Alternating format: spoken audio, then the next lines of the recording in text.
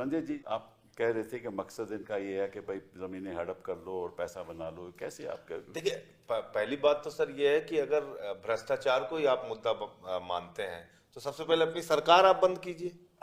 देश भर के सारे भ्रष्टाचारी तो आपके साथ हैं। वो तो एक अगर ये उस पे अलग दिल से करेंगे। हाँ, उसको अलग से कीजिए। तो मैं क्यों कह रहा हूं, देखिए आप, एक निर्णय आया अभी, अंतरिम आदेश है। ये भारतीय जनता पार्टी के सपोर्टेड ट्विटर हैंडल है, ये लिख रहे हैं शरिया court of India, supreme court. ये इस्लामिक सिंबल उनके गुंबद पे लगा दिया, सुप्रीम कोर्ट के गुंबद पे। ये कौन लोग हैं? ये सब बीजेपी के समर्थक ट्विटर हैंडल है और वेरीफाइड हैंडल है। मैं कोई ऐसा हैंडल नहीं आपको दिखा रहा हूं जो वेरीफाइड नहीं है।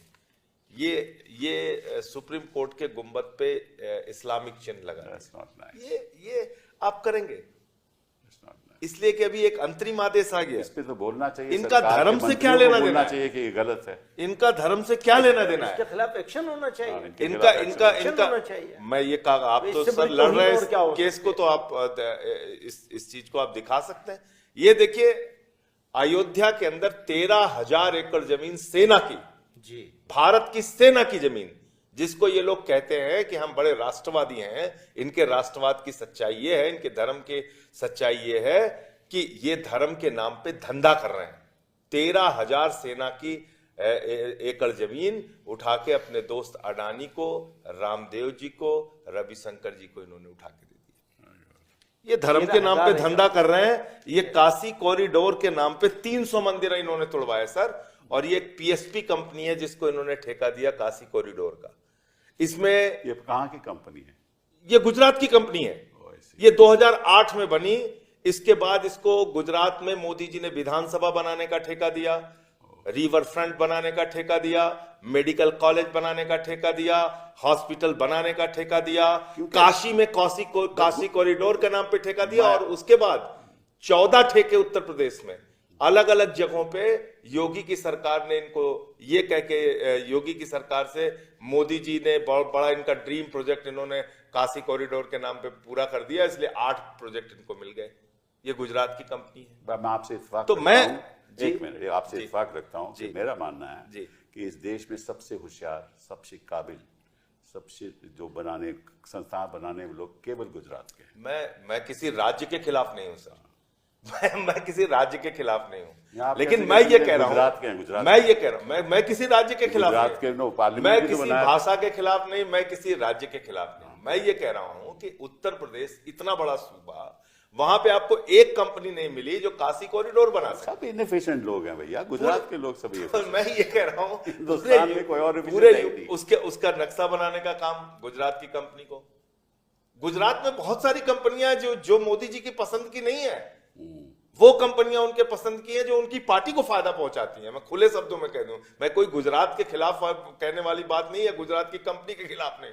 वो कंपनियां उनको पसंद है जो गुजरात जिसमें एक अडानी जी भी हैं, जो उनके हिसाब से काम करते हैं, उनकी पार्टी को फायदा पहुंचाने का काम करते हैं। वो सारी कंपनियां हैं, ऐसी कंपनियां हैं। तो आप एक धर्म के नाम पे धंधा करने की आपने कोशिश और मुहिम चला रखी है। दूसरी बात जो अभी यहाँ पे हो रही थी, तो जेपीसी के सामने एक तथ्य और बहुत महत्वपूर्ण आया था कि भाई, अगर आप आज ये शुरुआत कर रहे हैं वक्फ की संपत्तियों को कब्जा करने के लिए, क्या गारंटी है आप कल गुरुद्वारे की जमीन नहीं कब्जा करेंगे, मंदिरों की जमीन नहीं कब्जा करेंगे, बौद्धों की जमीन नहीं कब्जा करेंगे, जैन। ये तो एक शुरुआत है। ये संकट सबके ऊपर आना है और ये कोई एक धर्म का मामला नहीं है। ये बात बिल्कुल ठीक कहा मदनी साहब ने कि कल को आप जो है आप दिखा तो रहे कि हम मुसलमानों का नुकसान कर रहे हैं। भाई, बेरोजगारी देश में बढ़ रही है, उसका ज्यादा नुकसान तो हिंदुओं का हो रहा है, ज्यादा आबादी उनकी है। अशिक्षा बढ़ रही है तो ज्यादा नुकसान उनका हो रहा है। स्वास्थ्य की बदहाली है तो ज्यादा नुकसान उनका हो रहा है। 45 लाख करोड़ रुपए शेयर मार्केट में, 95 लाख करोड़ रुपए 5 महीने में डूब गए, ज्यादा नुकसान किसका हो रहा है? तो इसलिए ये एक हवा दिखाया जाता है। हाँ, मैं मदनी साहब से ये जरूर कहना चाहूंगा, ये मत सोचिए कि सिर्फ ये मुस्लिम को टारगेट करते हैं। जो इनके खिलाफ बोलता है उसको टारगेट करते हैं। हम लोगों को पकड़ के जेल में क्यों डाला? क्योंकि इनके खिलाफ बोलते हैं।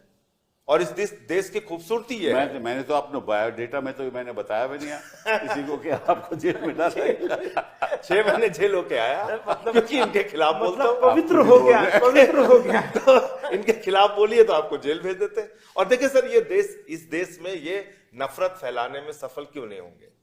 232 लोगों ने लोकसभा में इस बिल के खिलाफ वोट दिया। कितने मुसलमान थे? सिर्फ 24। बाकी कितने थे? हिंदू थे, सिख थे, ईसाई थे। सही बात है। 95 वोट राज्यसभा में पड़े। कितने मुसलमान थे? 2, 4, 5। बाकी सारे हिंदू थे, सिख थे, ईसाई थे। आप सुप्रीम कोर्ट में लड़ रहे हैं, आप तो हिंदू धर्म को मानते हैं।